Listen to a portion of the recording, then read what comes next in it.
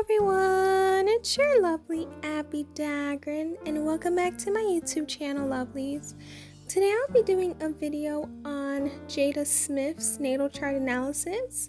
I'll be continuing the series that talks about natal chart placements and how this leads to her personality traits and her characteristic traits, as well as a lot of the success that she's endured in her career. So please stay tuned for the rest of my video, lovelies.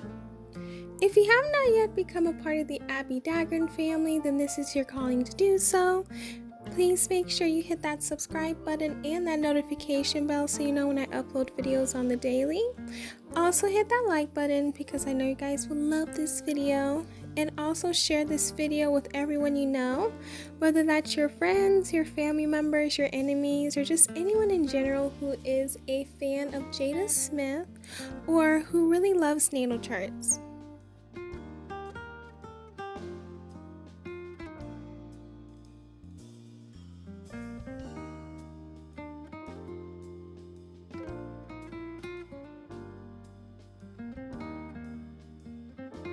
Jada Smith was born on September 18th, 1971, and this qualifies her to be a Virgo. And with this placement, she tends to be very diligent, a person who is very industrious, very caring and organized person with incredible intuition. So she tends to be a person who's very diligent, so she knows what she wants, and she has a lot of patience. Industrious means that she's able to make anything out of anything, and being able to know what she can do in this life is something that she is great at as well. She's also very caring, and this is part of a Virgo trait, is being a caring person. Being organized is also a part of being a Virgo as well, and the fact that she's a Virgo, she tends to be very organized, and she has great intuition, which has worked in her behalf. Next up is her Virgo in the moon placement, and with this she has a heightened sense of purpose and the need to do something productive.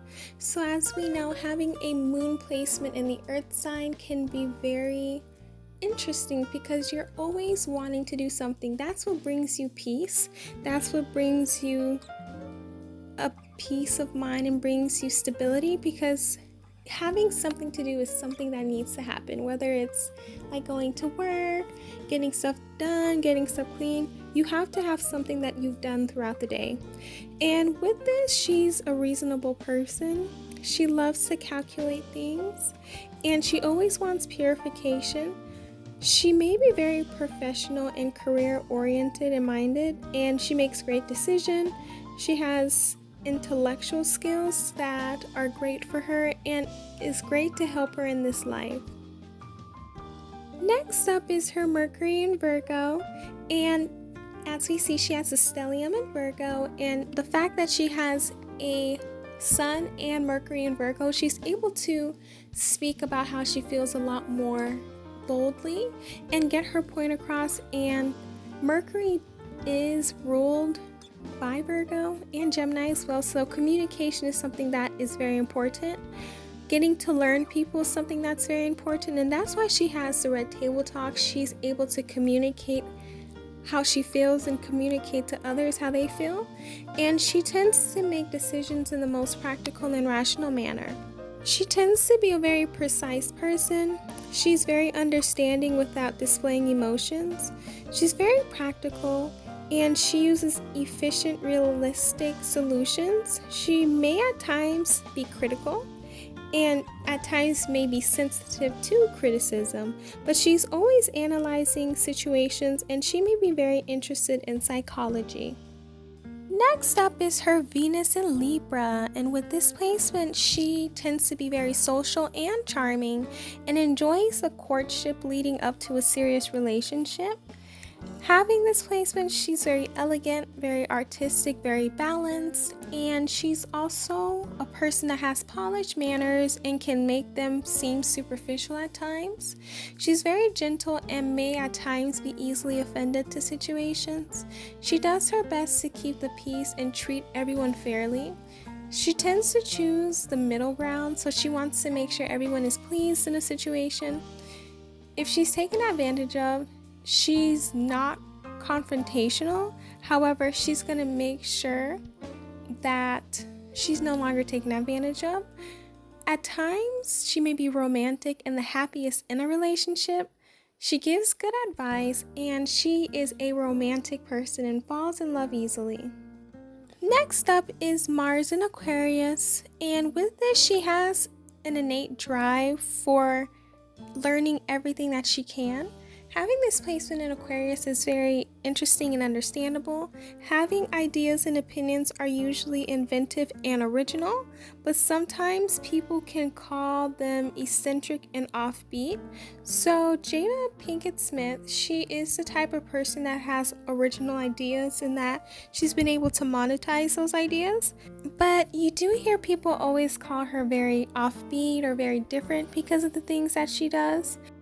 And she's also the type of person that has high standards, and she loves to have group goals. She loves to be around groups, and this explains the table talk idea, because being in a group and learning from other people is something that she likes, and having authority is not something that she really cares about. As long as everyone's treated equally, she's perfectly fine. Next up is her Jupiter in Sagittarius. With this placement, she uses enthusiasm and optimism to attract good fortune. So being optimistic and enthusiastic is a trait of a Sagittarius, and that's something that is very vibe-like with Sagittarius, because they're always optimistic and they always look at life in a positive way. Even though things may not be going the way that they want it to go or great, they're like, you know what, even though things aren't going great, still things will get better. Eventually things will get better. And that's how they're able to attract good fortune, because they are seeing things in a way that's positive and not in a way that they can't do anything or that they are not able to get this accomplished. And she's always going to be a person that loves to turn her dreams into reality. Next up is her Saturn in Gemini, and with this placement, it is stable, intelligent, and she will have strong communication skills, and this is something that will help her in order to accomplish a lot of her dreams. Being able to have intelligence, knowing information, reading up on books, reading up on things that will give her more wisdom on things is what's going to help her.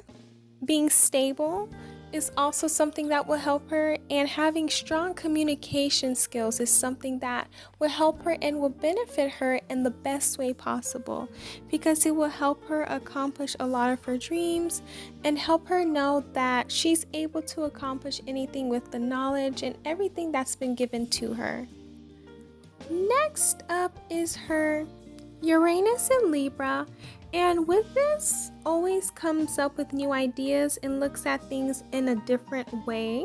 So with this placement, she's able to evolve a lot. So coming up with new ideas is something that keeps her interested and keeps her being entertained, and she's able to grow and become a different person all the time, because she wants to have fun and do things that are different. She doesn't want to consistently do the same things.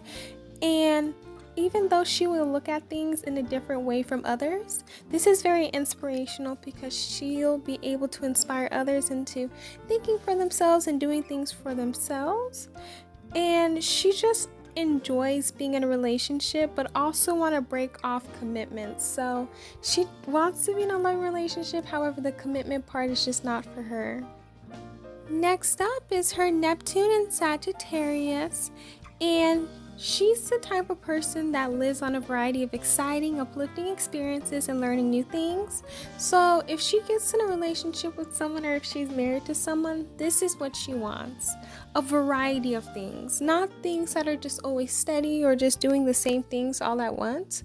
She wants things that are very exciting And she wants to do a variety of things in life. She wants something that's very uplifting and exciting, and having uplifting experiences.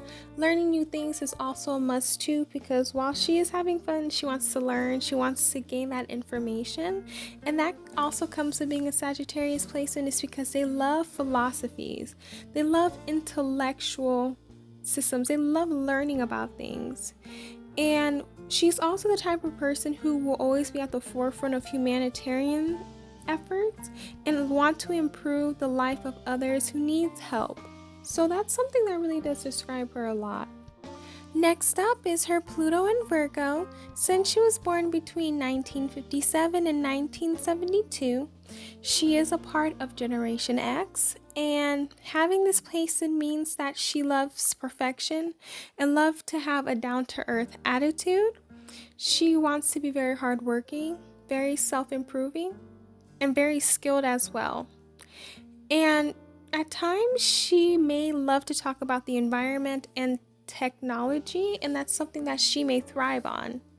Also, always helping people is something that she has on the forefront of her mind, and at times she wants to offer practical care and the necessary help needed to improve anyone's status. So she's the type of person, if she's somewhere, she wants her friends and everyone around her to be there too, and she wants it to benefit her in every way possible. So this really explains her a lot. Next up is her North Node in Aquarius, and with this placement, she will need to develop these attributes. First is being objective, seeing the total picture, a desire for friendship, making decisions for the group's best interests, willingness to share unconventional ideas, willingness to champion humanitarian causes, active participation in groups, awareness of equality, relating to others as individuals apart from their specific roles or occupation, creating win-win situations, recognizing how others are special, being unusual, learn the way of the inventor, create and connect to all different types of friendships, learn to open up her heart and build fulfilling relationships with everyone around her, and learning to share her emotions with others. So this is what she'll need to accomplish in this life. Next up is her Chiron in Aries, and this is actually one of the hardest Chirons to have. Usually the other ones deal with the wound of things on the outside and things like religion, or just not being able to speak in a fluid way, or just other things like that don't really benefit or distinguish themselves. But with an Aries and Chiron, they're always not believing in themselves. They love to compare themselves to others, and at times can be self-engrossed. And this can be hard, because if you don't believe in yourself, then it's hard for you to do things in life. So what she'll need to do is move forward with loving herself, accepting that everyone is different and she's everyone as well. It's okay to be different, and acknowledging her strengths and weaknesses and trying her best to make her weaknesses her strengths. So she can do it and will do it. Next up is her ascendant/rising in Sagittarius. She also has a stellium in Sagittarius, so that really does explain a lot of who she is. And with this placement, she loves to explore and travel. She is at times restless and active. She's very direct and may be seemingly not nice at times because of this. She has natural optimism. She loves to share her opinions with others. She at times can be lighthearted and charismatic. She needs freedom and independence. This is very important for her. She likes for everyone to be happy around her. She's very curious, especially towards spirituality or philosophy. And she's also self-confident. She's very lucky. She has a carefree nature. She loves adventures. She's humanistic, and she could be liberal and very optimistic at times. Last but not least is her midheaven in Virgo, and with this placement, she tends to go into occupations that really help with her stability. She wants to be in an occupation that will be here for a long time, and even if she's not here, her children can benefit from what she's put on this earth. So getting into this midheaven, You may be the type of person that loves to get into like finance or go into business or going to acting, because they are businesses that you're always going to be okay. Even after she's done acting, she will get residuals from the show she's on, or she'll be able to get money based off of the effort she's put in her occupation. Also, having this midheaven, they tend to work very hard because it's an earth placement, and they want to make sure that working is something that everyone does around them and that they're able to accomplish their goals as well. That's all I have for you lovelies today in regards to Jada Pinkett Smith's natal chart. Please let me know down below how you felt about it. Did you get to learn more about her? Were you able to get a better understanding of the person who she is? And let me know down below anyone else you would want me to do a natal chart analysis on. Please hit that subscribe button and that notification bell so you know when I upload videos on the daily. Also hit that like button and share this video with everyone you know. Last but not least, please follow me on all of my social media accounts because I do not post everything on YouTube. And if you are not following me on my social media accounts, then you are missing out on a lot, lovelies. I make sure that I post at least 4 TikToks to 4 Reels a day, so you guys are missing on 3 of those 4. Thank you guys so much for supporting me. Make sure you support me through my PayPal and my Etsy store. I love you all, and I will see you guys in my next video. Bye, lovelies. Be safe.